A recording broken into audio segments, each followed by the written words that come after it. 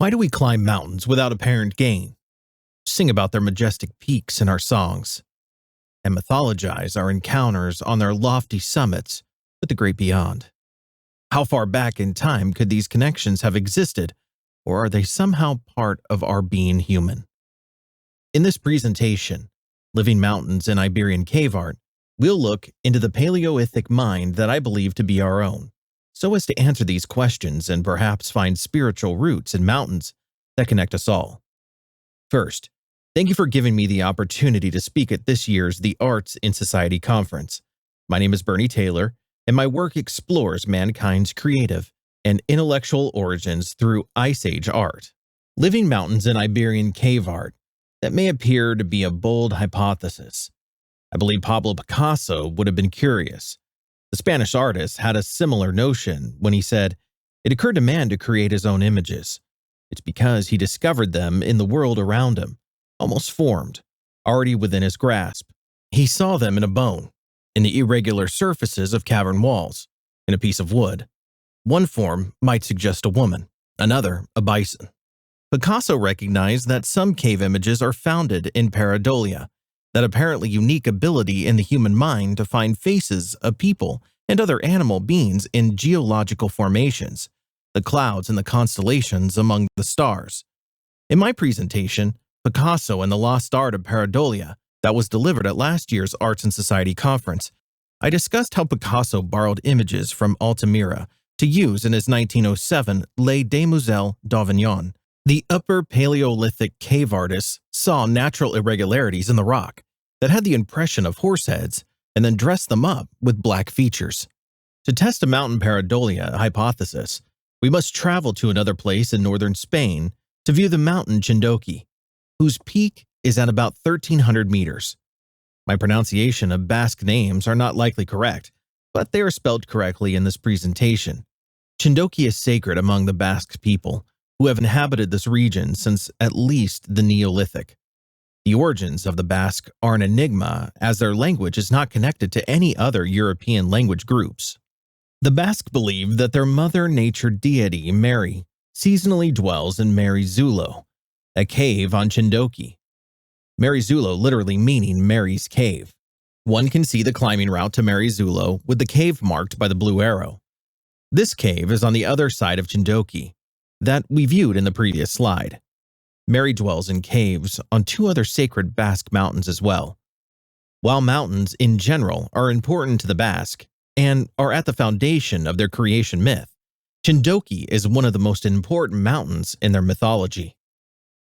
This image of Txindoki as marked with the red arrow was taken from the position indicated by the yellow arrow. The photographer had a westerly view of Txindoki. We will return to this face of Txindoki shortly. We travel now to the Pindal Cave in nearby Asturias, Spain. The current walking time between the Pindal Cave and Txindoki is about 55 hours, covering 262 kilometers. Google Maps uses 5 kilometers per hour to calculate walk times. In the Pindal Cave, there is the principal panel, which has red markings, engraved lines, and interesting natural irregularities.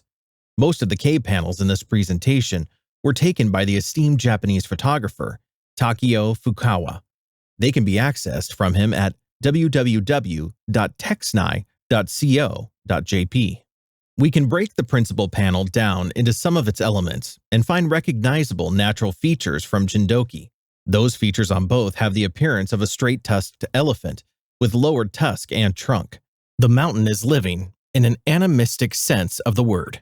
On the Pindal Cave wall, there is a rough feature in gold as marked by the blue arrow that appears to be a natural irregularity and possibly what drew the Ice Age artist to work the face of this panel. Earlier I noted that the current walking time between the Pindal Cave and Txindoki is about 55 hours. There is a lot of cave wall space much closer to Txindoki than a 55-hour walk.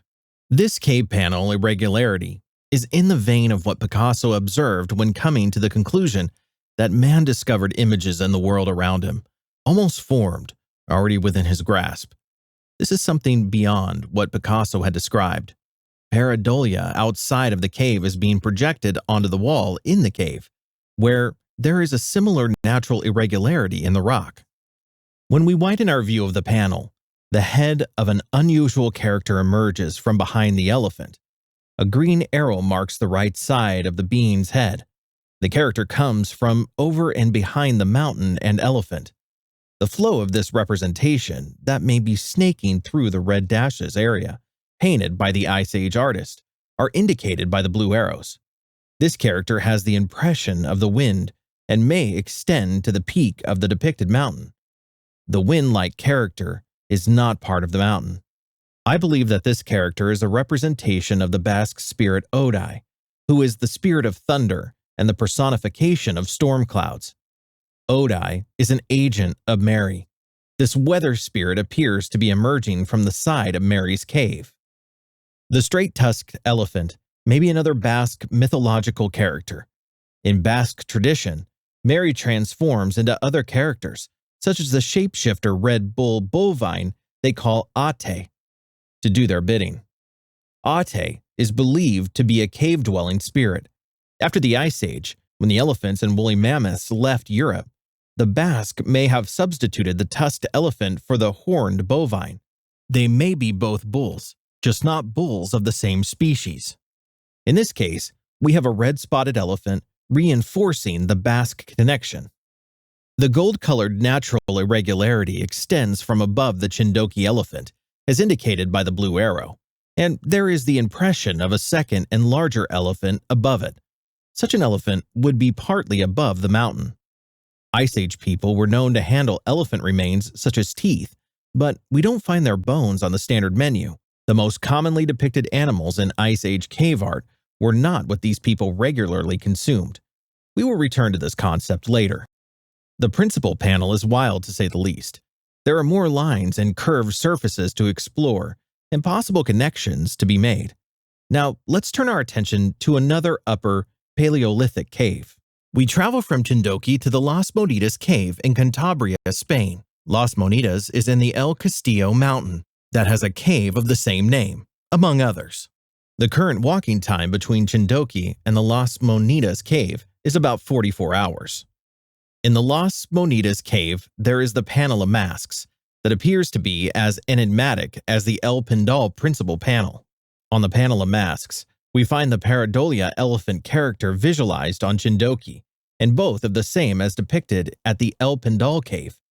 The peak of the smaller elephant's head is marked by the red arrows, and the blue arrow indicates the head of the larger elephant in shadow. The smaller elephant had previously been identified as a mammoth. We also find the wind character Odei, who comes from behind the mountain. There is also a therianthrope, the mix of human and other animal being in the center. He has foxish ears and peers through a magical mask. One might consider his ears to be elven in today's mythological vernacular. A second mask facing down is to the viewer's far right. This panel was previously titled the Panel of Masks, based on the mask in the center and the impression of the mask among the surrounding dark lines. The Odei and foxish-eared characters appear to be new finds. Had these spiritual characters been refound in modern times, but were too controversial to discuss? Or was the data to more fully analyze these images not previously available? I sometimes scratch my head with these questions.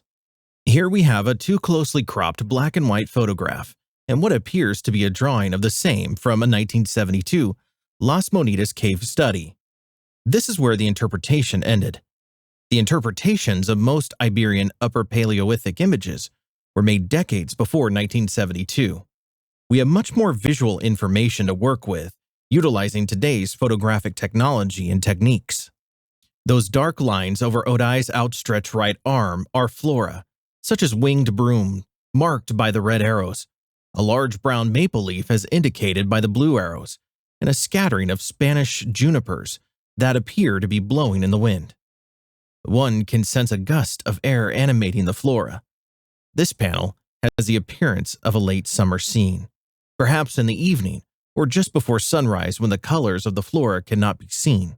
We have now established collaborative links between the Basque characters depicted on the walls of two Upper Paleolithic caves and a still sacred mountain in the region. In continuing our investigation of the mountain pareidolia cave art hypothesis, we journey to Pica Peñamellera, that is in Asturias, Spain. Pica Peñamellera is a fairly low mountain at 763 meters, but has a lot of character. Regional mountaineers refer to this peak as the Little Matterhorn, based on some geometry with the Matterhorn of the Alps. There is a rounded hill to the viewer's left, known as Pendendo. The photo of Pica Peñamellera in the previous image, as marked here with the red arrow, was taken near to Alice, indicated by the yellow arrow. The photographer had an easterly view of Pica Peñamellera. We may learn more about how Ice Age peoples view Pica Peñamellera at the Las Chimeneas Cave in Monte el Castillo.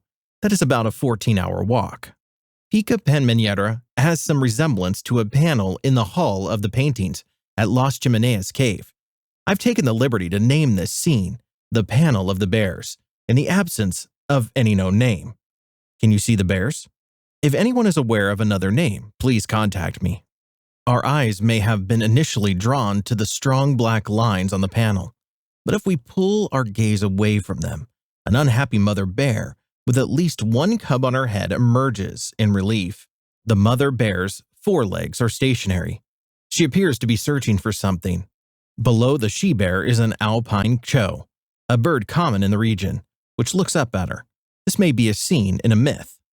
The bears and dark lines appear to resemble Pica Peñamellera and the lower Pendendo in the foreground. The she-bear has a touch of white on her muzzle, which may represent snow and the white of the mountain. We can see a stronger resemblance with this close-up shot of the mountain, even features for the bear cub blob on her head.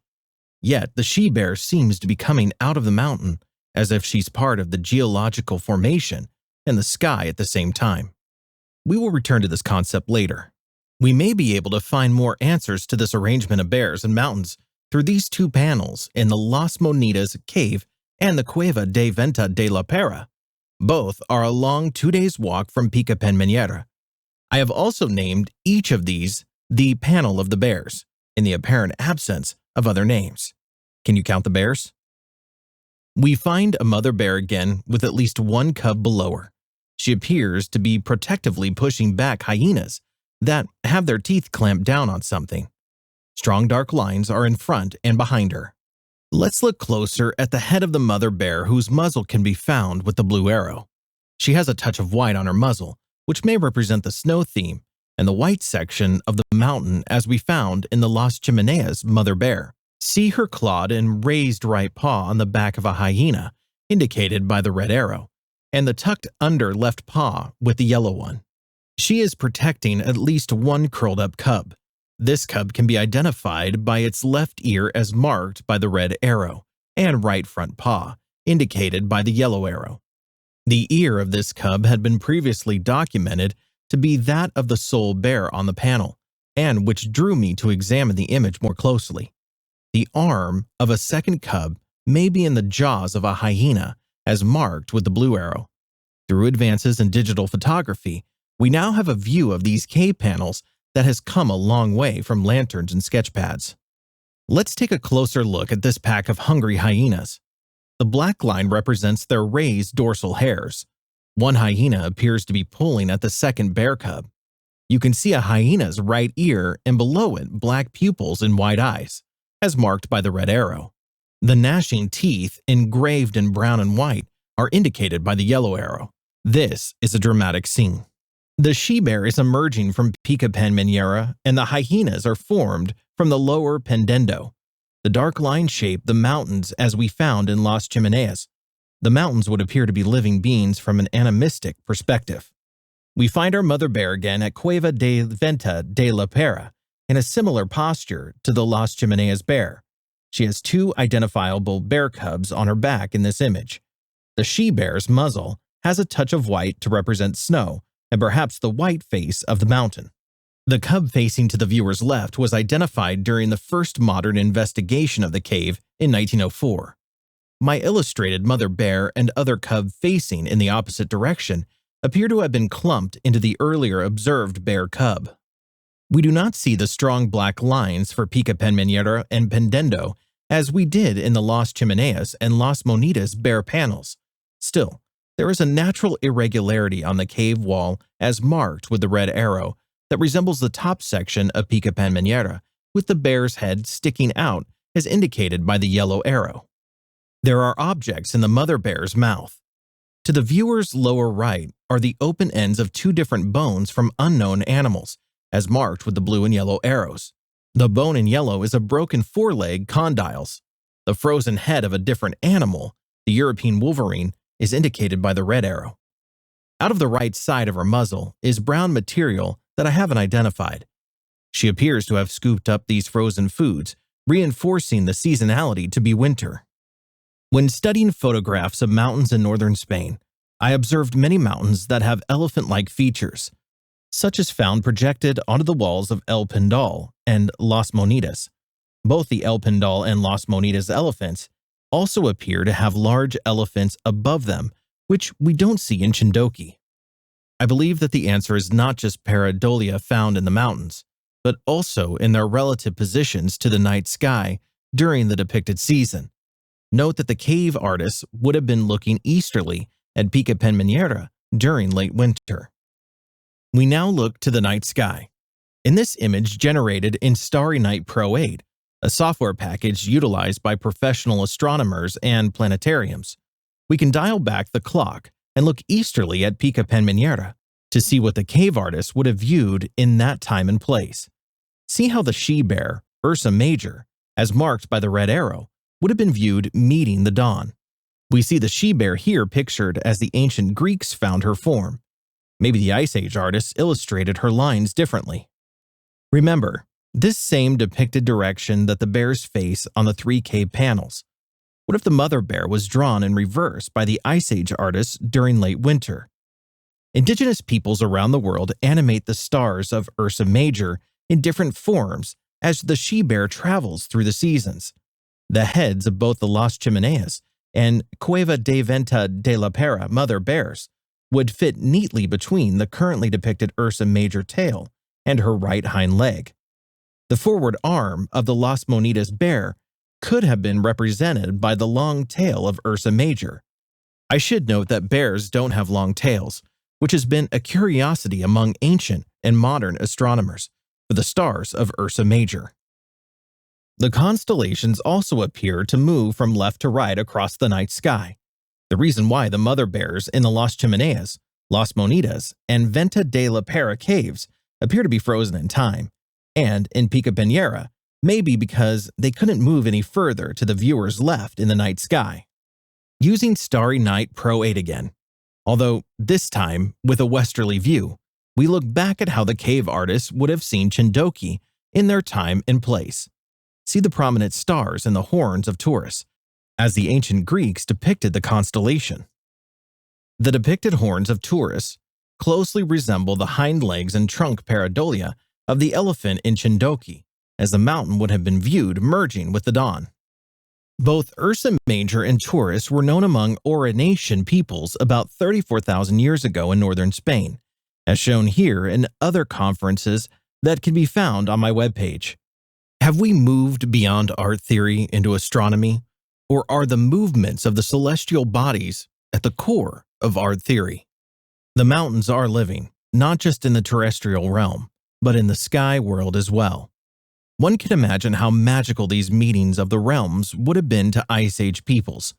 So magical that the cave artists then projected the view onto their underworld of the cave walls to complete the transcendental experience and perhaps spiritually continue the yearly cycle of life.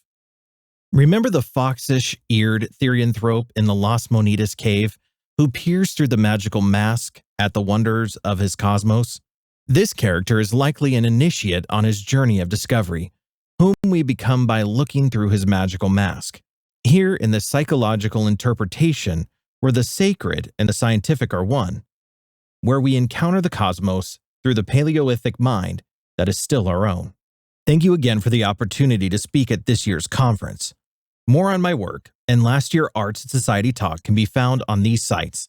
I am always open to cooperate on projects and virtually present my research to community and academic audiences.